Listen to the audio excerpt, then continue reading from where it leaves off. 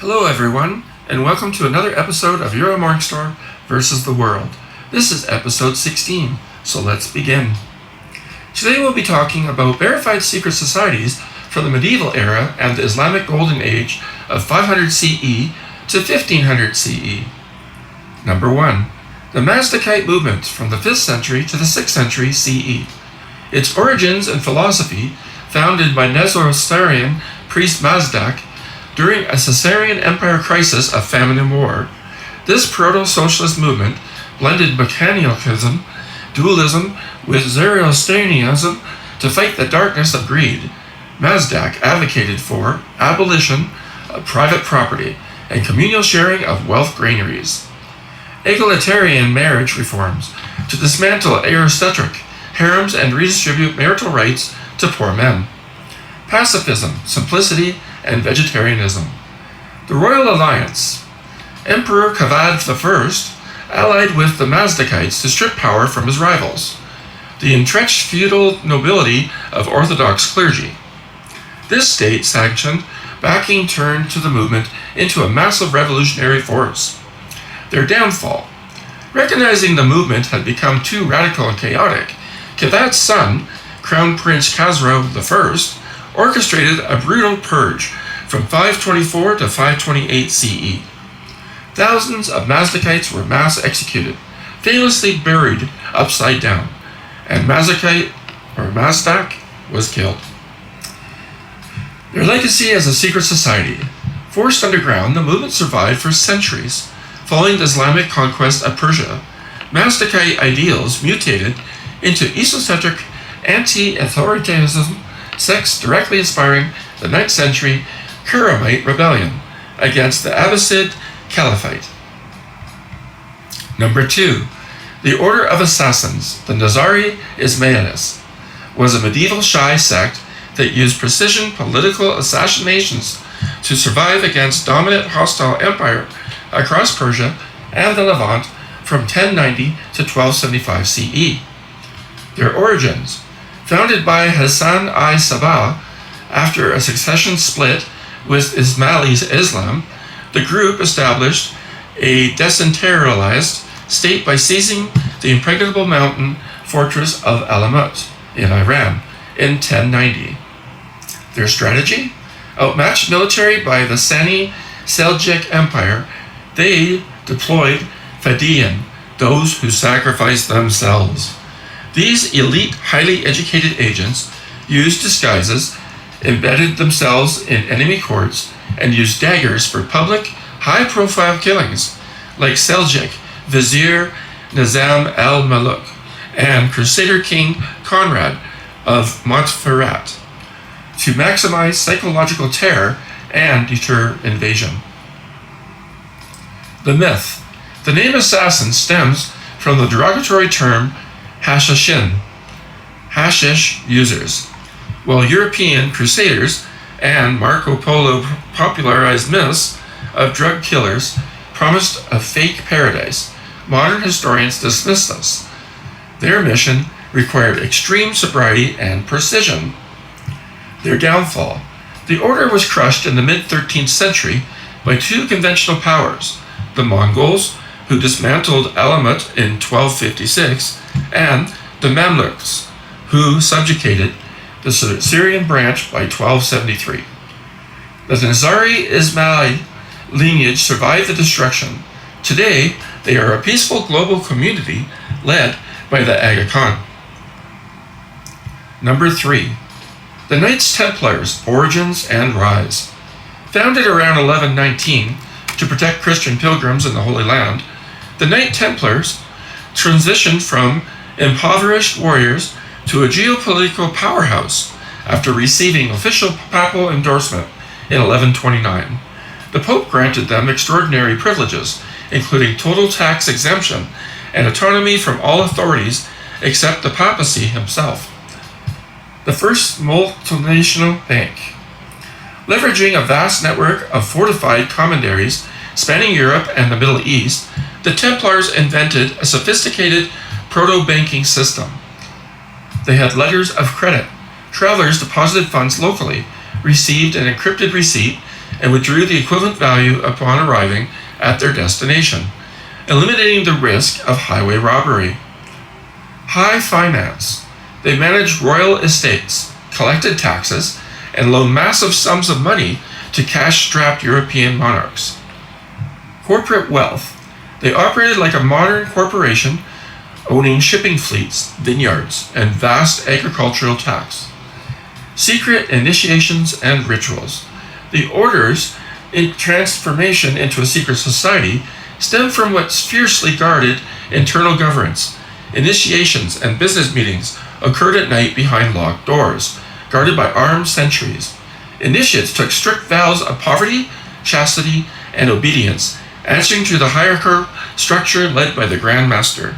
Because these rituals were hidden, rumors spread that the order was guarding occult secrets of holy relics.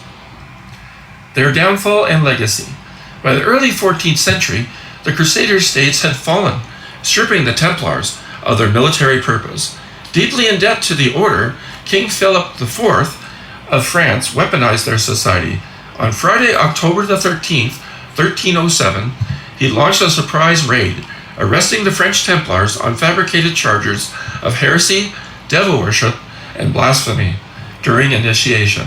Extorted by torture, the confessions led Pope Clement V to dissolve the order in 1312, and Grand Master Jacques de Molay was burned at the stake in 1314. The sudden collapse birthed enduring legends that survived knights escaping with their treasury, later influencing the esoteric rituals of the 18th century Freemasonry. Number 4. The Cathars. They were a medieval Christian sect in southern France, from the 12th to 14th centuries, whose theological dualism pitted a good god of the spiritual realm against an evil god who created the physical world. Because they viewed matter as corrupt, they rejected Catholic sacraments, marriage, and the marital church, believing instead in reincarnation. Their sole sacrament was the consolatum, a spiritual baptism administered by laying on of hands.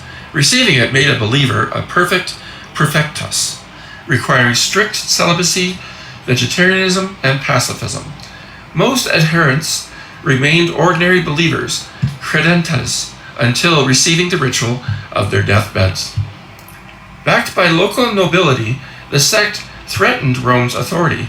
In 1208, Pope Innocent III launched the Albigensian Crusade, the first crusade against fellow European Christians. It featured brutal atrocities, including the massacre of Béziers.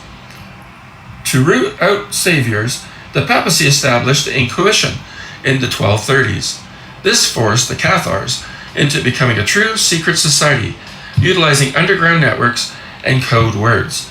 Following the fall of their final stronghold, Montségur, in 1244, where over 200 prefects were burned alive. The Inquisition systematically eliminated the sect by the mid-14th century. The Vehmic courts, Femmigrichte, were a powerful system of vigilante tribunals that operated the Westphalia in Germany from the 12th to the 16th centuries. They emerged to fill a powerful vacuum left by the collapse of the central authority in the Holy Roman Empire, targeting major crimes like murder, robbery, heresy, and treason. Structure and secrecy. The organization was recognized by the emperor and ruled by strict hierarchy. Lord patrons, judges, and tens of thousands of initiated juniors and jurors and executioners embedded throughout the German society. Initiates took an oath of total secrecy. Breaking it would mean death. The tribunals and execution. 2 formats. They held public daytime courts of civil matters and terrifying secret courts, the Heimliches Gericht, at night in forests or caves for capital offenses. Process. The accused received up to 3 hidden, sealed summonses. Failed to appear meant automatic guilt. Execution. Condemned individuals were immediately hanged from the nearest tree. Executioners left a dagger engraved with SSGG, rope, stone, grass, and woe, in the trunk to signal a legal Vemic execution and deter investigation. Corrupt and decline. By the late 1400s, wealthy elites corrupted the system to eliminate rivals. The court lost power as the Holy Roman Empire centralized its legal system under Emperor Maximilian I. The last vestigial court was officially dissolved in 1811. Number 5. The Operative Stonemason Guilds were medieval trade unions of working builders who constructed Europe cathedrals and castles. Because Masons traveled constantly for work, they created a secret system to protect their livelihoods, enforce quality, and maintain an economical monopoly. The hierarchy. Masons were strictly categorized as apprentices, fellows and journeymen, or masters. The secrets. They had grips and they had words. With no paper credentials available, traveling Masons used secret handshakes and passwords to provoke their skill level upon arriving at a new job site or a lodge. This instantly verified their rank and guaranteed them the correct wage while exposing untrained frauds, cowans. The science, geometry. Master Masons used secret geometry rituals and formulas like the ad quadratum method and tools like the compass and the square to design massive stable structures. The architectural knowledge was heavily guarded to prevent outsiders from learning how to build. The transition. In the 17th century, as construction slowed, lodges began admitting wealthy, non-building gentlemen, accepted or speculative Masons, for funding and influence. By 1717, these non-builders outnumbered the craftsmen, officially forming the Grand Lodge of England and transforming the Practical Trade Guild into the philosophical secret society of modern Freemasonry, which still exists to this day. Number 6. The White Lotus Society. Origins and belief. The Song Dynasty. Foundation.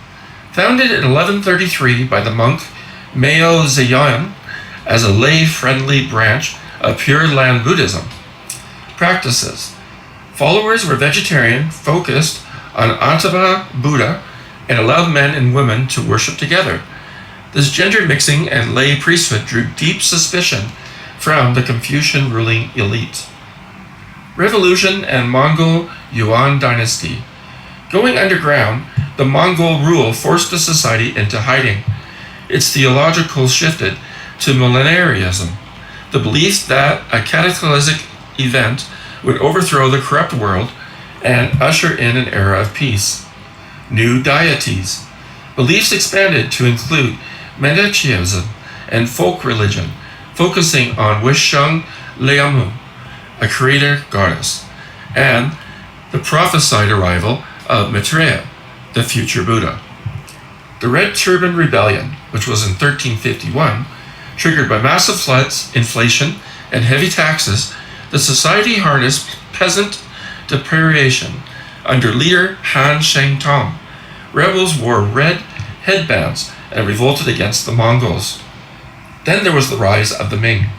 A peasant monk from the Zebel ranks, Zhu Yangzhang, eventually consolidated power, defeated the Mongol Yuan, and founded the Ming dynasty in 1368.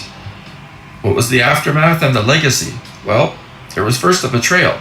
Knowing the subversive power, Zhu Yangzhang officially outlawed the White Lotus Society once he became the Ming emperor. And then there was the Qing era. The movement survived as a decentralized network of secret sects. Centuries later, it sparked the massive White Lotus Rebellion of 1794 to 1804, a brutal conflict that severely and permanently weakened the Qing dynasty. Well, that's it for today, everyone. Tune in next time for more Uriel Morningstar versus the world, when I will continue talking about secret societies during the Renaissance period, the Enlightenment period, and the early modern era of 1500 CE to 1800 CE. I'll see you all soon.